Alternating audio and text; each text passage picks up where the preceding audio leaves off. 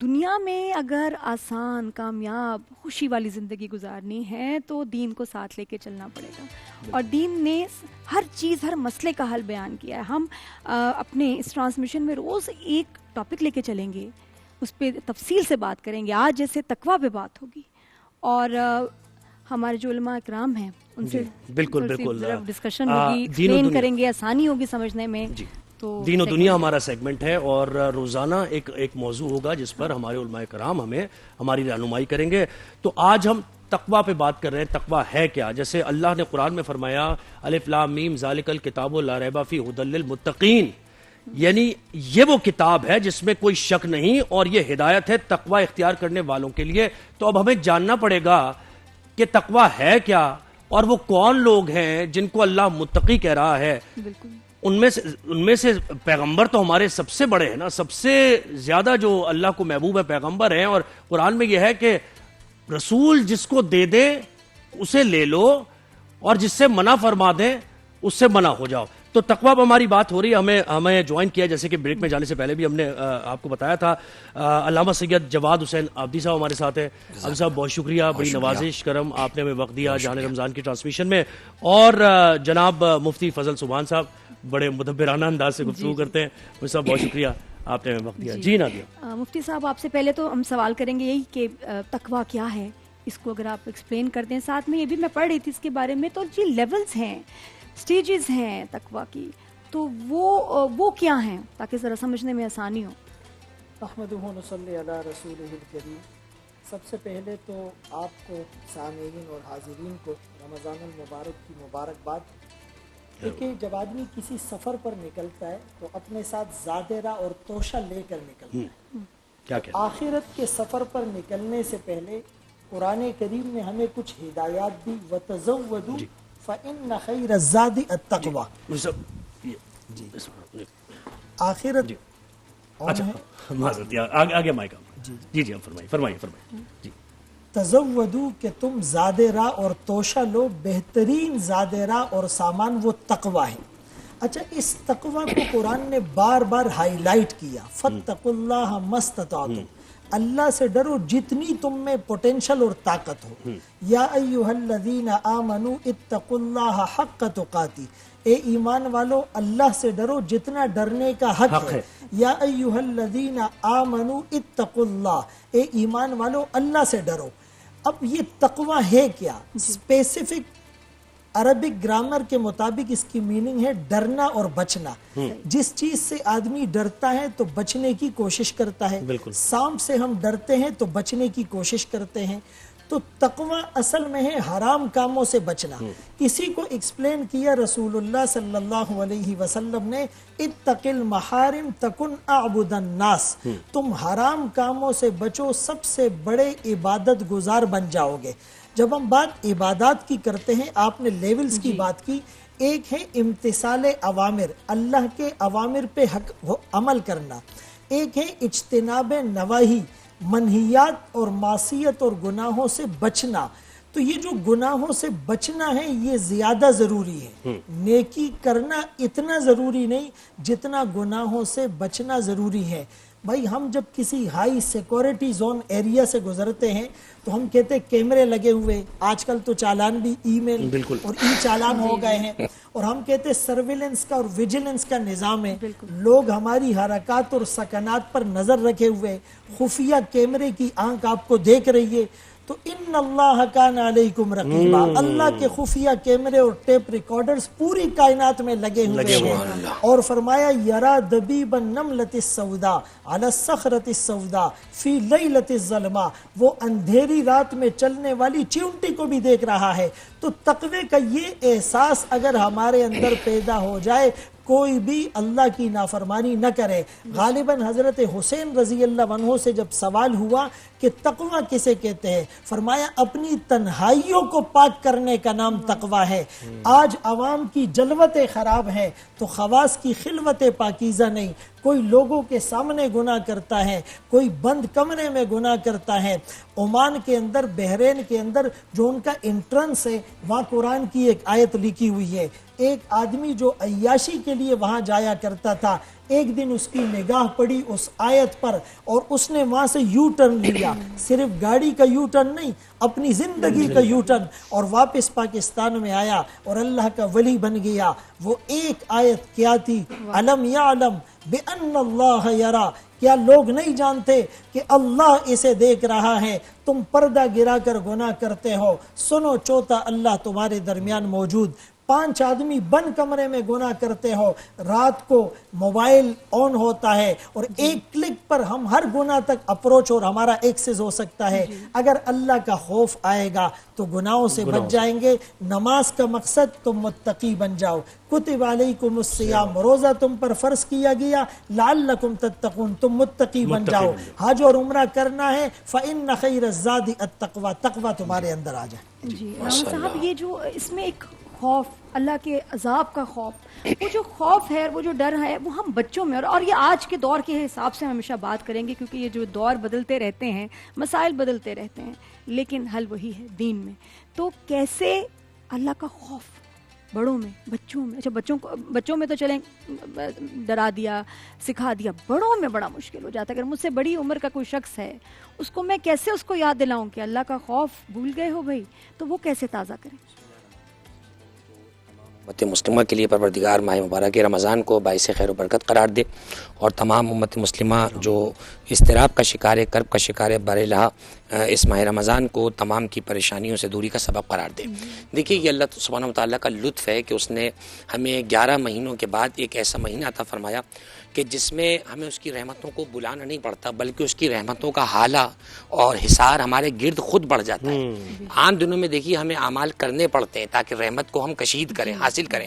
یہ وہ مہینہ ہے کہ جہاں رحمت، برکت اور مغفرت کے بادل خود برسنے کو تیار ہیں۔ اب خود کوئی اپنے آپ کو اس حصار سے باہر نکال کر لے جائے اور اللہ کی مغفرت اپنے اوپر حرام کر لے تو اس سے بڑا بدبخت تو کوئی نہیں ہو سکتا۔ دیکھیے روزے کی جو اسپرٹ ہے وہ بنیادی طور پر تقوی ہے، جیسے کہ ڈیٹیل میں مفتی صاحب نے بیان فرما دیا۔ دیکھیے تقوی کو اگر ہم پھیلائیں تو پورا قرآن ہے، پوری سیرت رسول بنتی ہے، اور اگر سمیٹ دیں تو ایک جملے کے اندر جیسے کہ صاحب نے بیان فرمایا، اللہ سبحانہ و تعالیٰ کے کہے پہ عمل کرنا اور جس سے منع کیا اس سے بچنے کا نام تقوی ہے۔ یہ تقوی کا انیشیل اسٹیج ہے، بالکل پہلا اسٹیج جو کرنا ہی کرنا ہے۔ اس کے بعد پھر تقوی کے مدارج آگے بڑھتے ہیں، پھر مزید جا کے سفر طے ہوتا ہے۔ دیکھیے جب ہم بات کرتے ہیں نا خوف پیدا کرنے کی، تو دیکھیے بچوں کی ایک سائیکو ہے۔ بچوں کو آپ جب تک کوئی چیز کہتے رہیں گے نا، وہ آپ کی چیز کو عمل نہیں کریں گے۔ بچوں کے سامنے آپ کچھ کرنا شروع کر دیں، وہ آپ کے عمل کو کاپی کرنے لگیں۔ یہ بچوں کی سائیکو ہے کہ بچوں آپ کے کہے پہ عمل نہیں کریں گے۔ انہیں ابھی تھیوریٹک چیزیں نہیں پتہ ہیں، انہیں نہیں پتہ قرآن کے نظریات اور تمام چیزیں جو ہم بیان کر رہے ہیں۔ مثلا بچہ بڑے کو دیکھے گا، دیکھ کر سیکھے گا۔ بچے نے اگر یہ دیکھ لیا کہ آج پہلے رمضان کو ہی ابا نے روزہ نہیں رکھا اور ابا دن میں کھانا کھا رہے ہیں یا مثلا سگریٹ پی رہے ہیں، تو اب آپ لاکھ بچے کو تقوی کے در سناتے رہیں، لاکھ اسے پروگرام سناتے رہیں، جو اس کی کورے کاغذ پہ لکھ دیا گیا وہ بچہ اب دیکھ رہا ہے۔ خوف کی دیکھیں جہاں تک بات ہے، اللہ سبحانہ و تعالیٰ تو جو ایک مقولہ ہے نا کہ اللہ 70 ماؤں سے زیادہ پیار کرتا ہے، اور اس طرح کی جو تعبیرات بیان کی جاتی ہیں، خداوند متعال سے اگر ہم خوف بایمان جیسے کہ بیان کر دیا، تو پھر یہ بتائیے پھر رحمت کس کی تلاش کریں گے ہم؟ وہ تو ان رحمت اللہ قریب من المحسنین، اللہ کی رحمت تو قریب ہے احسان کرنے والوں کے، نیکی کرنے والوں کے۔ تو اس ماہ مبارک کو جس کا پہلا روزہ آج گزر رہا ہے، اس کو غنیمت جانیے۔ غور کیجیے اپنے اطراف میں، سراؤنڈنگ میں کتنے لوگ تھے جو پچھلے برس موجود تھے، آج اس ماہ رمضان میں موجود نہیں ہیں۔ ابھی حال ہی میں اتنا بڑا سانحہ دردناک ہوا، وہ لوگ رخصت ہو گئے، ان کو معلوم تھا کہ یہ ماہ رمضان ہم نہیں دیکھ پائیں گے، نہیں معلوم تھا۔ تو جن کو یہ ماہ رمضان نصیب ہو گیا ہے، اسے غنیمت جانے۔ دیکھیے یہ وہ مہینہ ہے کہ جس کے اندر پروردگار عالم نے ہماری سانس کو تسبیح بنا دیا ہے، ہمارے سونے کو عبادت قرار دیا ہے، بقول پیغمبر اکرم کہ تم سو رہے ہو تو وہ تمہارا سونا عبادت ہے، تم سانس لے رہے ہو تو سانس لینا تسبیح کاؤنٹ ہوتا ہے۔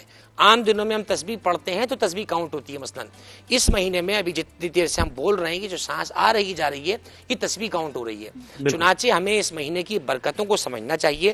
جہاں ہمیں اللہ سبحانہ و تعالیٰ کی رحمت اور عبادات سے قریب ہونے کی ضرورت ہے، وہیں اللہ سبحانہ و تعالیٰ کے بندوں سے قریب ہو کر ان کے ساتھ صلہ رحمی، ان کے ساتھ قریب ہونا اور ان پر رحم کرنے کی ضرورت ہے۔ جیسے قرآن بھی فرماتا ہے کہ یہ ہدایت ان لوگوں کے لیے جنہوں نے تقوی اختیار کیا۔ اس کا مطلب ہے کہ اتنا لازم ہے تقوی اختیار کرنا اگر اس مکمل کتاب سے آپ نے کچھ سیکھنا ہے تو، ادروائز یہ آپ کو ہدایت کا راستہ نہیں ملے گا۔ اور اس پر بھی اور ذرا محبت اور پیار کے پہلو پر بھی آپ نے تھوڑا ڈرانے کے پہلو پہ روشنی ڈالی۔ محبت اگر آپ کو کسی سے ہے تو آپ اس کا حکم بھی مانتے ہیں اور وہ جو کہتا ہے اس کی گائیڈنس پہ عمل بھی کرتے ہیں. تو اس پر بھی ذرا روشنی ڈالیں. اصل میں الایمان بین الخوف والرجاء، ایمان امید اور خوف کی درمیانی کیفیت کا نام ہے. جوانی میں ان کو ڈرایا جائے اور بڑھاپے میں ان کو اللہ کی رحمت اور امید کے قریب کیا جائے. آلریڈی جو شوگر کا بیمار ہو، جس کی شوگر ہائی ہو، اور آپ کا اس کو میٹھی چیزیں ہی دینی ہے تو اس کا تو شوگر بہت ہائی ہو جائے گا اور اس کے لیے نقصان ہے. اسی لیے علماء نے سنت نبوی سے جو منہج سیکھا ہے کہ سائل کی حالات اور نوعیت کو دیکھ کر جواب دیا جائے. خود رسول اللہ صلی اللہ علیہ وسلم کی خدمت میں ایک شخص آ کر پوچھتا ہے کون سا عمل افضل ہے؟ تو آپ نے فرمایا نماز کو وقت پہ پڑھنا. دوسرے موقع پہ دوسرے سائل نے سیم سوال کیا کون سا عمل افضل ہے؟ آپ نے فرمایا والدین کے ساتھ حسن سلوک کرنا. تیسرے موقع پر تیسرے سائل نے مختلف سوال کیا، یہی سوال کیا کہ کون سا عمل افضل ہے؟ آپ نے فرمایا جہاد کرنا. تو انزل الناس منازلہم، لوگوں کو ان کے سٹیٹس کے مطابق ڈیل کیا جائے. دیکھیں جہاں تک آپ نے بات کی کہ اللہ کی رحمت، تو وہ فرمائے ان رحمتی سبقت غضبی، میری رحمت میرے غضب سے آگے بڑھ چکی ہے. اور وفی روایت ان رحمتی تغلب علی غضبی، میری رحمت میرے غضب پر غالب آ گئی. پیرا شیخ عبد القادر جیلانی رحمت اللہ علیہ نے ایک دفعہ عذاب الہی پر اور خوف خدا پر درس دیا. اب ظاہر لفظ تاثیر سے بنتے ہیں، تلفظ سے نہیں. اہل دل آج بھی ہے اہل زباں سے آگے. ان کا تقوی، ان کی للہیت، ان کی تاثیر اتنی تھی کہ پورا مجمع وہ بے ہوش ہو گیا اور خوف خدا ان پہ طاری ہو گیا. جب وہ ہوش میں آئے لوگ تو اللہ نے دل میں القاء کیا کہ اے میرے ولی، ان کو ڈرانے کی کیا ضرورت تھی؟ تو شیخ عبد القادر جیلانی رحمت اللہ علیہ فرمانے لگے اے اللہ 18 سال تک تیری رحمت کو کھولا ہے، آج پہلی بار تو عذاب پہ درس دیا ہے. تو اللہ کریم کا جواب سنیے.